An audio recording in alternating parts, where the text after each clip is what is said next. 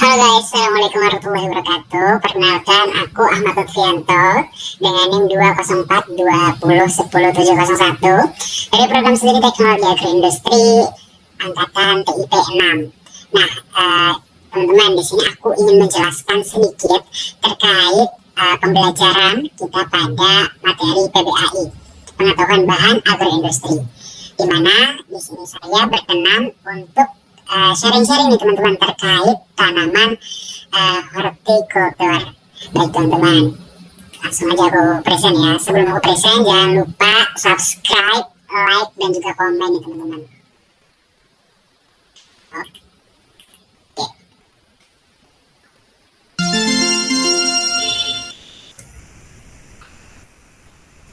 Nah, aku harap di sini presenting aku udah kelihatan ya. Oke, langsung aja nih. Tanaman hortikultur.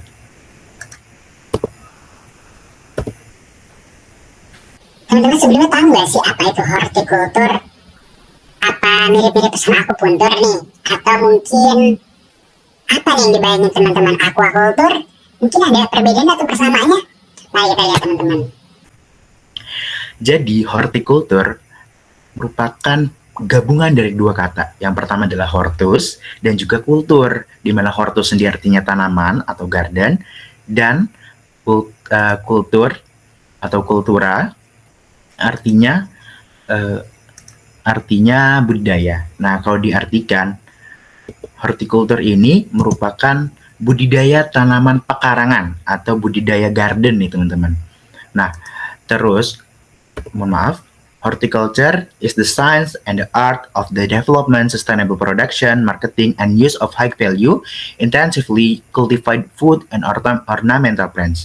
Jadi horticulture ini juga merupakan sebuah ilmu dan juga seni di mana bisa membangun dan juga memproduksi keberlanjutan, dan juga horticulture ini tidak hanya tanamannya aja teman-teman, tapi juga mulai dari menanam, memproses, dan juga memperjualbelikan hasil budidaya, baik itu buah, sayuran, maupun tanaman hias.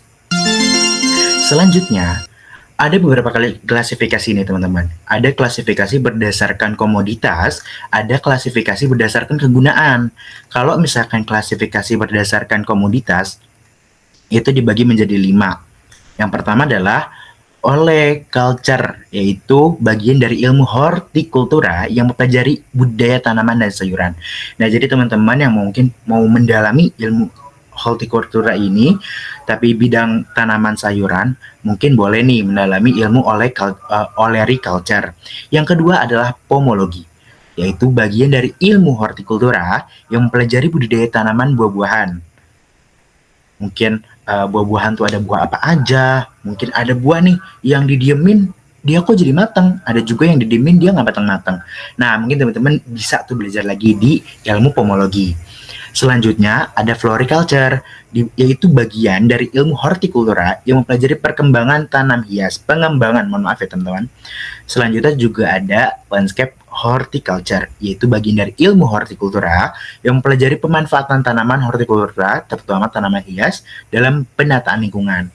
Mungkin teman-teman udah biasa kali ya menjumpai taman-taman di taman kota mungkin, atau di alun-alun gitu ya. Banyak tanaman-tanaman, itu termasuk dalam landscape horticulture. Dan selanjutnya apiary atau apikultura, yaitu bagian dari ilmu horticulture yang mempelajari budidaya lebah madu nih teman-teman. Termasuk juga ya ternyata dalam komoditasnya. Selanjutnya ada juga nih gunaannya. Kalau berdasarkan gunaannya dikelompokkan menjadi 2, yaitu yang bisa dikonsumsi dan juga yang nggak bisa dikonsumsi. Langsung aja nih teman-teman, yang bisa dikonsumsi. Yang pertama adalah sayuran. Klasifikasi tanaman sayur sebenarnya banyak tipe nih teman-teman. Namun biasanya ini dibagi ke dalam yang dapat dikonsumsi dan tidak dapat dikonsumsi gitu ya teman-teman. Mohon maaf, yang dapat dikonsumsi. Yang pertama ini sayuran akar. Nah, kenapa di sini saya memberikan 2 contoh yang berbeda, teman-teman? Yang pertama adalah wortel dan lobak, yang kedua adalah ubi jalar dan singkong. Karena yang pertama, wortel itu termasuk wortel dan lobak termasuk dalam pembesaran akar tunggang, teman-teman. Jadi yang membesar itu akar tunggangnya. Kalau misalkan ubi jalar dan singkong merupakan pembesaran dari akar lateral. Nah, jadi teman-teman tahu ya perbedaannya ya. Kalau misalkan wortel itu akar tunggang, kalau ubi jalar merupakan akar lateral.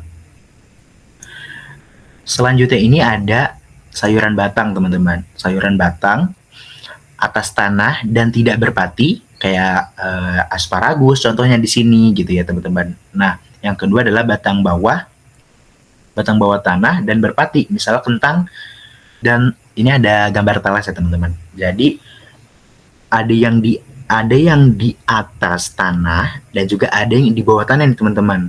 Nah, dan yang asparagus kan tidak berpati. Kalau kentang kan berpati ya, teman-teman. Selanjutnya itu ada kelompok 3 dari edible sayur, yaitu sayuran daun. Loh, daun juga ternyata bisa dimakan ya, gitu kan. Nah, mungkin teman-teman sudah nggak asing nih terkait kelompok bawang-bawangan seperti bawang merah, bawang bombay, bawang putih gitu ya, teman-teman.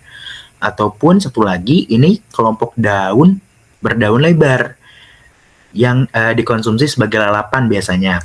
Ada selada, ada kubis, dan juga ada seledri gitu, teman.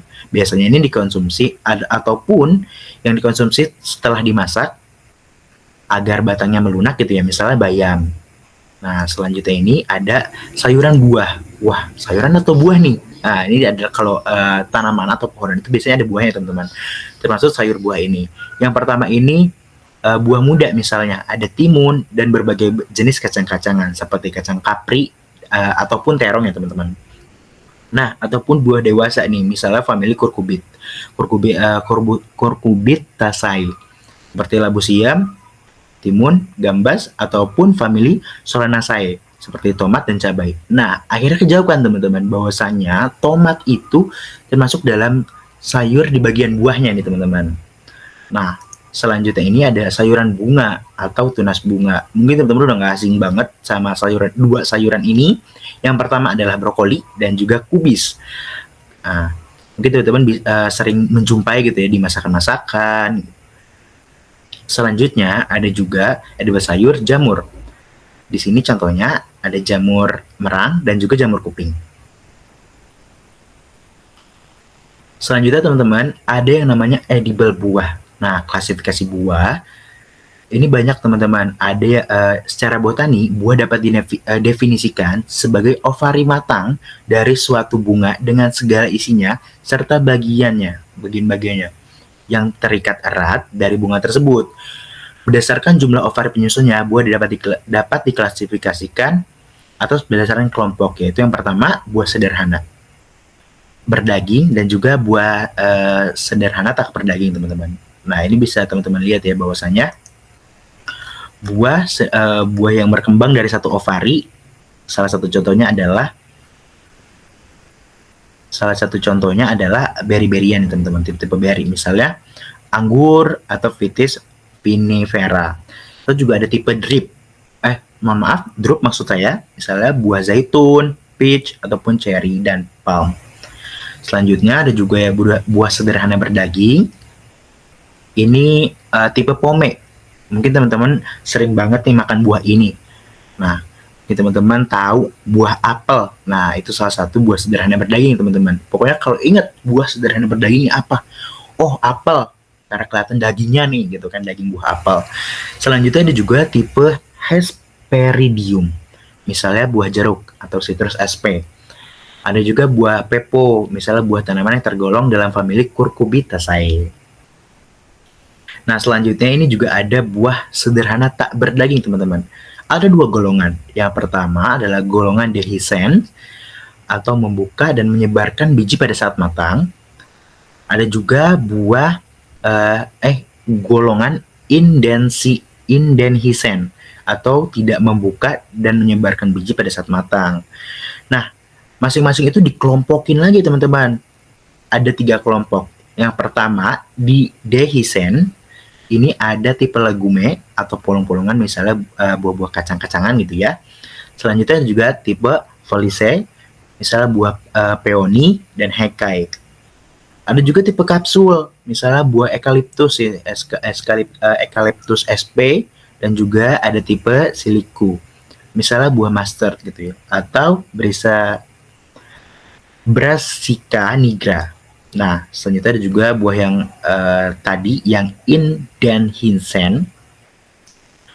Ini maksudnya ada tipe akane gitu ya, atau buah bunga matahari gitu. Selanjutnya ada juga Caryopsis atau biji-bijian, misalnya jagung, teman-teman mungkin bisa lihat, atau tipe nut, kacang-kacangan gitu ya. Ada hazelnut gitu, atau samara, buah maple teman-teman. Nah, selanjutnya ini ada buah agregat. Buah agregat merupakan buah yang berasal dari ovari, beberapa ovari. Nah, kalau tadi satu ovari, nah ini beberapa ovari nih teman-teman. Pada bunga yang sama, baik ovari tersebut bergerombol maupun menyebar pada satu reseptakel yang kemudian menyatu menjadi satu buah. Contoh buah tipe ini misalnya adalah tanaman stroberi atau Fragaria vesca. Nah, teman-teman mungkin sering nih menemukan buah-buah stroberi di wilayah dataran tinggi. Itulah mengapa buah-buah biasanya yang tumbuh subur dataran tinggi itu memiliki ciri khas khusus ya gitu teman-teman. Ini adalah buah dari beberapa ovari. Selanjutnya ada buah majemuk. Wah, langsung kelihatan nih, salah satu buahnya adalah nanas. Kenapa buah nanas ini termasuk buah majemuk? Karena dia berasal dari beberapa ovari juga, lalu menyatu menjadi satu massa. Mungkin teman-teman bisa lihat ya, kalau nanas itu di pinggir-pinggirannya tuh banyak kayak macam-macamnya gitu teman-teman, kayak mata-matanya. Nah, mungkin itu teman-teman bisa lihat. Nah, mungkin untuk sesi pertama ini aku sampaikan sampai buah majemuk aja nih teman-teman. Atau mungkin ada satu lagi ya. Oh, ada satu lagi teman-teman ternyata. Oh, nanti ini aku akan bahas di next pertemuan ya teman-teman.